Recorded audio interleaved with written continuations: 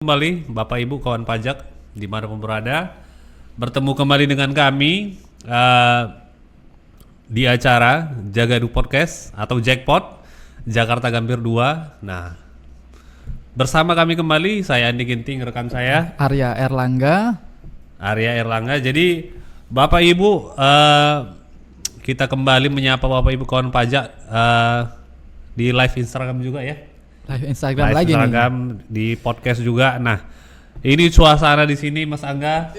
Baru setupnya ya Bang ya. Setup baru. Jadi suasana juga di sini lagi mendung, lagi hujan Bapak Ibu. Jadi kita juga agak bersin-bersin ini podcast. Tapi walaupun bersin-bersin karena memang ini ada isu penting Mas Angga, ada isu penting yang perlu memang Bapak Ibu kawan pajak ini tahu nih, karena memang kita nih tidak lama lagi, hampir mungkin nggak sampai 2 bulan lagi ya, karena sekarang udah bulan 11, karena kita akan memasuki tahun 2006, akan mulai lapor SP tahunan. Tapi banyak kawan pajak yang belum tahu sebetulnya gimana masuk ke Kortex, gimana mengaktifasi akunnya gitu kan. Nah, untuk itu di sini kita khusus di acara hari ini kita bahas terkait dengan aktivasi akun dulu deh gitu. Nanti step terkait SPT tahunan sebenarnya kan kita udah bahas tuh, di podcast sebelumnya kan. Nah, sekarang mau aktivasi akun Mas Angga. Nah, aktivasi akun itu apa, dan itu aja dulu deh. Aktivasi akun itu apa tuh? Aktivasi akun ya. Oke. Jadi kalau kita telaah dari namanya aja aktivasi, fungsinya biar kita bisa pakai akunnya Bang. Aktivasi akun ya? Betul. Kalau kita nggak ngaktifin, kita nggak akan bisa nanti pakai Korteksnya gitu. Oke, siap. Artinya ini memang step pertama yang mesti nanti kawan pajak lakukan untuk melaksanakan kewajiban perpajakannya ya. Betul. Artinya, dan ini dilakukan nggak mesti menunggu 2026 gitu ya Mas Angga kan? Iya, sekarang udah bisa kita lakukan. Artinya bagi Bapak Ibu kawan pajak yang nantinya mungkin pengalaman pertamanya untuk lapor isu tahunan, pertama kali Kortex, aktivasi akunnya dari sekarang. Iya. Dan masih banyak sebenarnya kawan pajak belum melakukan aktivasi akun. Nah, cara mengaktifasi akunnya gimana Mas Angga? Mengaktifasi akunnya itu gimana? Stepnya tuh, stepnya gimana bagi kawan pajak? Oke, ini Bang aku bukain lamannya Kortex ya, Bapak Ibu, teman-teman semua juga mungkin kalau mau nyoba lihat Kortex itu di kortexdjp.pajak.go.id. Oke. Nah kalau kita lihat nih Bang, di sini ada login. Siap. Login. Ada lupa kata sandi. Oke, lupa kata sandi. Ada pengguna baru daftar di sini. Oke. Sama satu lagi aktivasi akun wajib pajak. Nah pertanyaannya bedanya apa? Saya harus pakai yang mana gitu? Iya. Mana mesti pilihan WP nih? Ada lupa kata sandi, satu lagi ada aktivasi akun. Apakah memang kalau kita bicara aktivasi akun, pastilah aktivasi akun, begitu ya, Mas Angga? Nah, kita harus tahu dulu kondisi kita sebelumnya seperti apa. Apakah dulu sudah punya NPWP? Apakah dulu belum punya NPWP malahan? Atau dulu sudah punya akun DJP online? Kalau udah punya DJP online udah pasti punya NPWP. Pastilah. Oke. Kita bedah satu-satu ya Bang. Siap. Jadi kalau Bapak Ibu teman-teman sebelumnya sudah punya akun DJP online, nah gimana cara ngakses Kortex? Itu pilihnya yang lupa kata sandi. Bagi mereka yang sudah punya DJP online. Artinya sudah punya NPWP dan punya akun DJP online. Sebelumnya udah pernah lapor nih SPT tahunan lewat e-filing. Siap. Nah, di Kortex nanti cara melakukan aktivasinya itu pilih yang lupa kata sandi. Lupa kata sandi. Oke. Iya. Nah, nanti kita masukkan ID penggunanya itu pakai NIK. Bukan lagi NPWP yang dulu ya, yang 15 digit itu, enggak? Bukan. Kortex sekarang sudah nggak pakai NPWP 15 digit Bang. Jadi sudah siap. yang 16. Kalau OP berarti pakai NIK, yang badan berarti NPWP lamanya tambahin angka 01 di depan, angka 0 di depan ya. Oke, yang 16 digit jadinya ya. Oke, baik. Kita lanjut nih, ubah kata sandi. Ingat ya, ini yang udah punya DJP online, kita masukkan NIK. Nah, nanti kita pilih tujuan konfirmasinya itu ada surat elektronik atau email. Sama satu lagi nomor gawe atau nomor HP, SMS. Handphone, betul. Nah ini untuk mengirim link reset passwordnya atau lupa kata sandian tadi. Oke. Jadi nanti pas kita masukkan nick kita, terus kita pilih email atau Oke. surat elektronik, itu nanti akan muncul clue email terdaftar kita yang di DJP online, Bang. Clue-nya ya. Clue-nya. Jadi pastikan lagi memang clue ini sebagai apa ya? Memastikan bahwa memang inilah email yang terdaftar di DJP online kita begitu ya Mas Angga ya? Betul. Oke. Artinya kalau misalnya saya nih tadinya email saya waktu lapor SPT di DJP online itu Mas Angga, misalnya saya pakai ginting.andi.01 begitu Iya. ya. Nanti clue-nya itu apa muncul? Apakah memang seluruh emailnya atau hanya beberapa kata gitu? Oh enggak, jadi cuma namanya clue itu cuma beberapa karakter aja, Bang. Oke, siap-siap. Hanya sebagai clue aja ya, Clue ada aja, ya. betul. Oke, memastikan bahwa email kita nih begitu ya. Betul. Oke. Nah, misal kita pilihnya tujuan konfirmasinya surat elektronik atau email. Nanti isi emailnya yang Oke. terdaftar, terus masukkan captcha sama checklist pernyataan, habis itu kirim. Nah, tinggal nanti nunggu email berisi link reset password. Nanti linknya kita klik, terus nanti kita diminta untuk bikin password Cortex. Password Cortex. Begitu. Kalau udah bikin password Cortexnya, udah nanti tinggal login pakai nick sama password yang barusan kita buat. Oke. Tapi itu nggak mesti dari email juga ya, karena tadi saya lihat Mas Angga itu opsinya ada dua tuh. Ada dua, ada satu lagi nomor gawai. Nomor gawai Atau itu nomor bisa HP. bisa juga. Ada Bisa. syarat tertentu juga nggak tuh? Karena ini pakai SMS pengiriman linknya, jadi minimal kita punya pulsa 5.000 Bang. 5.000. AA. Oke, jadi kalau nggak ada pulsa, artinya pasti kan ya opsinya hanya lewat email begitu ya? Iya, betul. Oke. Jadi begitu ya Bapak Ibu kawan pajak, artinya bagi Bapak Ibu kawan pajak yang memang sebelumnya sudah sudah login ya ke DJP online, sudah pernah mengakses begitu ya, sudah pernah terdaftar di DJP online, maka aktivasi akunnya malah lewat lupa kata sandi ya Mas Angga ya. Jalurnya yang lupa kata sandi. Oke. Karena memang banyak pemahaman kawan pajak ini Mas Angga, artinya kalau kita mengimbau mereka untuk melakukan aktivasi akun, itu memilih aktivasi akun tadi Iya. gitu. Jadi aktivasi akunnya itu apa itu? Itu untuk dalam case-case apa itu Mas Angga? Oke, jadi kalau aktivasi akun kita berarti pindah ya dari yang tadi kalau lupa kata sandi sekarang ke aktivasi akun. Oh, Nah, sekarang aktivasi akun ini untuk Bapak Ibu, teman-teman semua yang dulu sudah punya NPWP 15 digit Oke. tapi belum sempat bikin DJP online. Belum bikin akun DJP online, belum pernah lapor SPD tahunan di DJP online. Oke. Tapi udah punya NPWP nih. Udah punya NPWP tapi belum pernah mengakses DJP online gitu Ya, seperti itu. Oke. Pilihnya nanti yang aktivasi akun. Oke, pilihnya aktivasi. Stepnya gimana tuh? Boleh Stepnya, dijelaskan? Nah, nanti kan muncul manajemen kasus kanalnya daring. Terus jenis wajib pajaknya. Jangan lupa di checklist yang apakah wajib pajak sudah terdaftar. Baik. Nah, setelah itu baru di bawah kita ketik nick kita. 16 digit, lalu klik tombol cari. Nah, nanti nama wajib pajaknya akan muncul, tapi nggak semua. Hanya clue tadi. Clue juga ya. Hmm. Oke. Nah, terus detail kontak kita masukkan nih email dan nomor HP yang dulu kita pakai waktu daftar NPWP, Bang. Oke. Nah, bawahnya nanti checklist pernyataan. Habis itu disimpan. Oke. Nah, nanti yang biasa terjadi itu kalau daftar NPWP-nya udah zaman dulu yang nggak ngisi email dan nomor HP, Bang, kayak tahun 2010.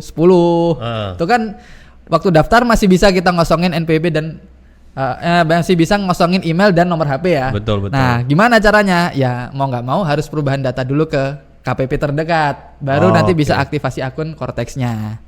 Artinya, jadi kalau memang data emailnya misalnya atau nomor handphonenya nggak masuk tuh, Ya. artinya akan ada konfirmasi juga bahwa ini emailnya nggak cocok nih misalnya. Oh ya, betul. Misalkan kita masukkan email. Oke. Kita punya 2 email nih.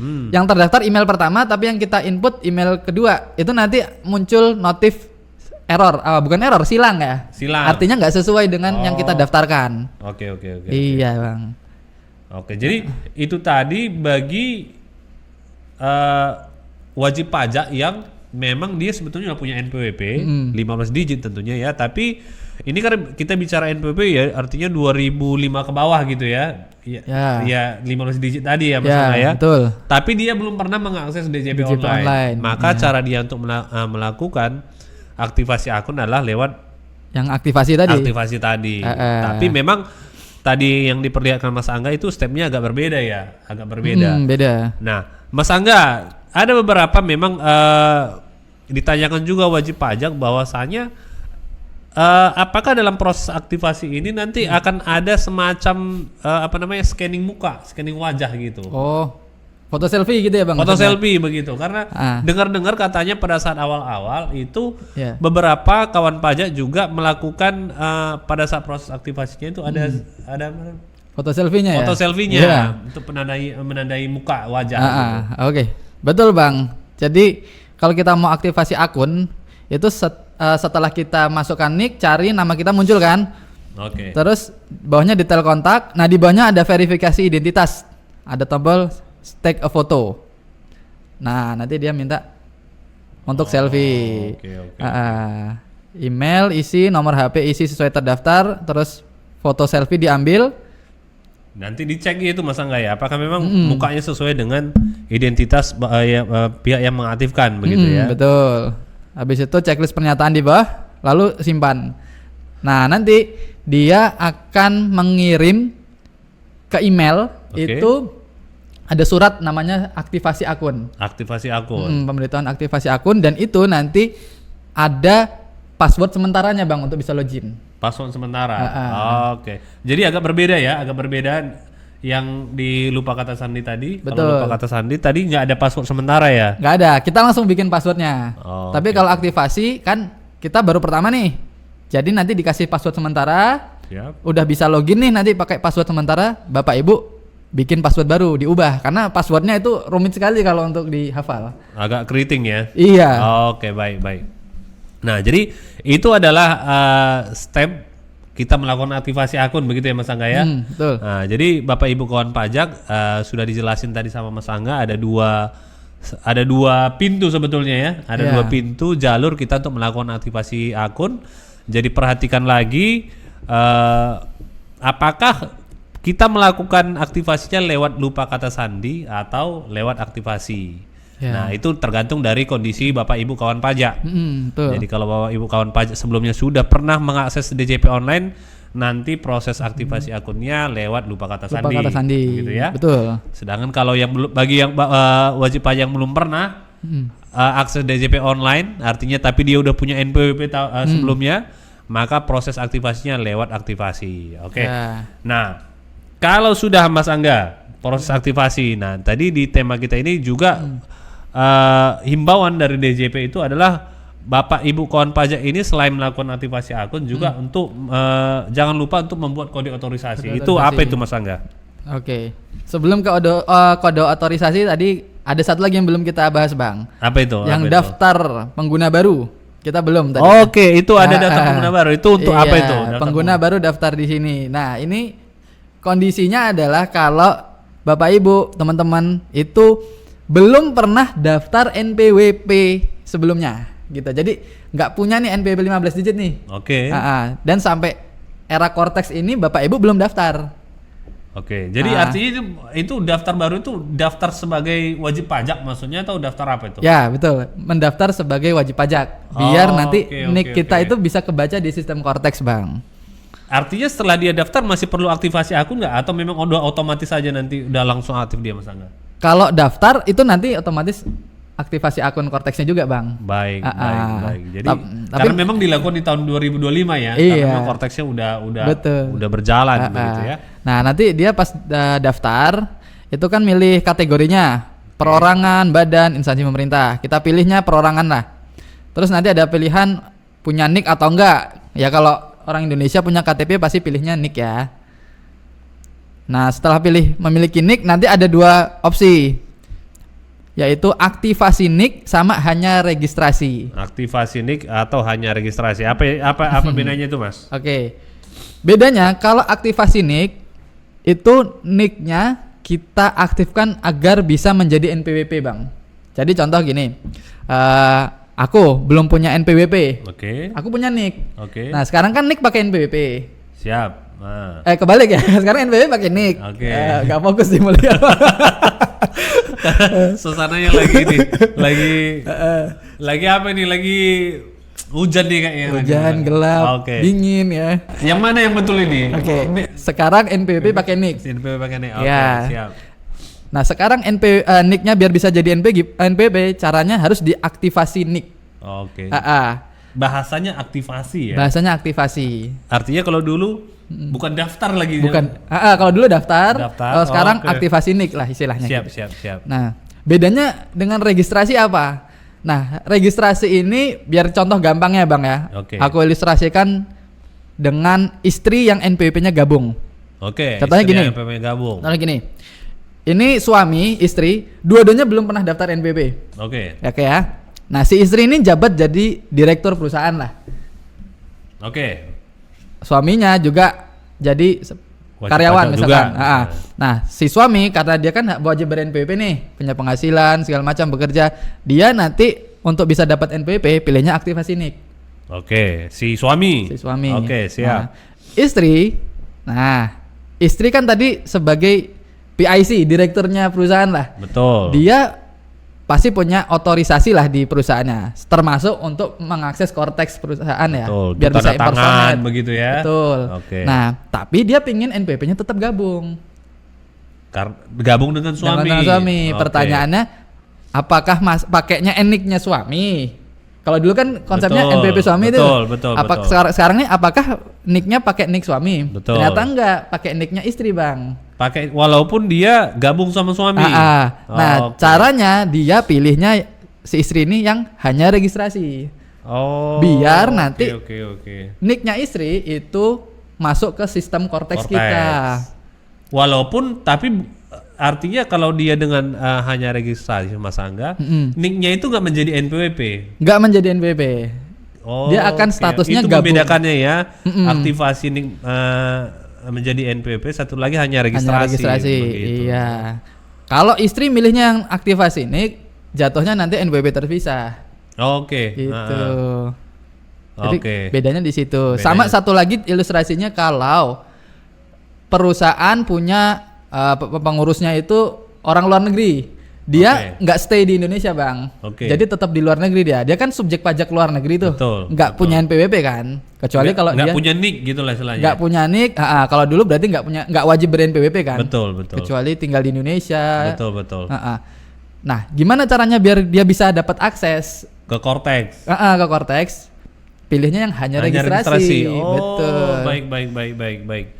Jadi itu tadi kawan pajak ya. Artinya di tampilan muka Cortex nanti kawan pajak, artinya nanti ada juga di situ opsi daftar baru ya Mas Angga ya. Daftar baru. betul. Jadi udah dijelasin tadi sama Mas Angga bahwasanya peruntukan untuk daftar baru itu adalah bagi mereka yang memang mau mengaktifasi NIK-nya menjadi NPWP atau hanya sekedar registrasi Mas Angga ya. Ya. Hanya registrasi. Artinya bagi ini sebetulnya yang seperti bilang Mas Angga tadi bahwasanya bagi istri yang tidak pengen gabung sama suami tapi masih bisa akses ke Cortex, pilihannya tadi hanya registrasi. Iya, ini case langsung ya Bang, yang pernah aku alami nih. Jadi waktu itu aku dapat kasus untuk penelitian SKB atau pengalihan. Oke, pengalihan. Validasi PHTB. Nah, jadi pemilik tanah bangunannya itu ibu-ibu nggak punya NPWP sejak dulu. Oke. Nah, pas aku cari NIK-nya di Cortex itu nggak ada. Oke. Gimana nih aku caranya ngeproses validasi PHTB-nya? Oke. Sedangkan NIK-nya aja nggak ada di Cortex. Aja nggak ada. Akhirnya caranya diregistrasikan, hanya registrasi. Oke. Jadi tetap statusnya ibu ini nggak punya NPWP, tapi NIK-nya bisa muncul di sistem Cortex kita. Bisa mengakses Cortex. Bisa mengakses Cortex, betul. Oke. Jadi ini juga yang mungkin meluruskan dari Mas Angga, meluruskan dari banyak mungkin pemahaman yang salah di masyarakat bahwasanya di awal-awal dulu masalah NIK menjadi NPWP ini Mas Angga. Jadi Oh kan iya. ada isu-isu bahwasanya seluruh masyarakat Indonesia yang mempunyai NIK akan ditetapkan menjadi wajib pajak begitu ya. Lebih parah lagi isunya akan dikenakan pajak. Akan dikenakan pajak begitu ya. Jadi nggak benar ya. Iya. Artinya Bapak Ibu yang mau istilahnya mengakses Cortex itu belum tentu menjadi wajib pajak begitu ya Mas Angga ya. Betul. Tapi untuk melakukan mengakses layanan-layanan di Cortex, iya. jadi silahkan nanti pilih di daftar baru dan hanya registrasi tadi ya. Ya, untuk yang belum pernah ya daftar NPWP tapi pengen akses Cortex-nya pakainya nanti hanya registrasi. Oke, baik, Kalau cukup jelas, kalau pengen punya NPWP pilihnya aktivasi NIK. Oke, cukup jelas. Nah, yang kedua Mas Angga, yang tadi artinya sudah dilakukan aktivasi akun, artinya si wajib pajak ini udah masuk nih ke Cortex. Ya. Nah, step selanjutnya adalah dalam proses dia melaksanakan kewajibannya nantinya kan pastilah ada proses tanda tangan. Ya. Tanda tangan apakah itu tanda tangan dokumen perpajakan begitu SPT, layanan-layanan perpajakan yang dia mau begitu kan. Nah, di Cortex ini katanya tanda tangan ini tanda tangan elektronik Mas Angga menggunakan kode otorisasi. Nah, bagaimana proses pembuatan kode otorisasi ini? Silakan. Pembuatan kode otorisasi gampang sebenarnya Bang. Loginnya pertama pakai login pribadi. Artinya badan nggak boleh? Badan nggak bisa karena masa badan tanda tangan. Oke. Yang tanda tangan kan pasti orang pribadi ya, pengurusnya, Baik, direkturnya gitu. Baik, jadi ini pastikan lagi Bapak Ibu kawan pajak umumnya yang punya NPWP badan ya, perusahaan ya, bahwasanya kode otorisasi itu hanya untuk wajib pajak orang pribadi begitu ya. Betul. Oke, terus kemudian? Nah, nanti caranya kita udah login nih ke Cortex, pilih yang portal saya, terus permintaan kode otorisasi. Oke. Nah, nanti di situ pilih jenisnya. Yang paling gampang kode otorisasi karena nanti ada juga pilihan yang dari pihak ketiga kayak BSSN, BRIN, sertifikat digital yang ya kita pernah bikin lah dari pihak luar, pihak eksternal. Walaupun sebetulnya bagi wajib pajak yang memiliki itu sah-sah aja juga sebetulnya. Sah-sah aja. Tapi itu sebetulnya ada juga yang pihak ketiga itu yang versi berbayar begitu Mas Angga ya. Betul. Artinya yang penting sudah tersertifikasi begitu ya. Tersertifikasi. Baik. Nah, ini kode otorisasi ini menunya tadi Mas Angga sebut dari portal saya. Portal saya. Oke. Permintaan kode otorisasi. Permintaan kode otorisasi. Ya, tadi pilihnya yang jenisnya kode otorisasi DJP. Terus nanti kita diminta untuk bikin passphrase. Passphrase. Siap. Passphrase itu ya semacam password lah. 8 karakter, ada huruf besar, huruf kecil. Baik. Terus ada angkanya, ada karakter unik kayak pagar, tanda seru. Karakter khusus ya, semacam karakter khusus spesial, oke. Ya, nah passphrase yang Bapak Ibu buat itulah tanda tangan digitalnya nanti waktu mau lapor SPT. Karena nanti pas mau submit itu kan diminta tanda tangan. Siap. Masukkan itu passphrase yang kita buat. Itulah fungsinya kode otorisasi, Bang. Jadi yang diatur 8 karakter tadi. Kalau misalnya bagi kawan pajak ini mau disamain aja karena takutnya nanti kesusahan terlalu banyak mengingat password gitu. Itu nggak ada masalah juga sebetulnya. Samain dengan password Cortex-nya, password loginnya gitu. Boleh, nggak masalah.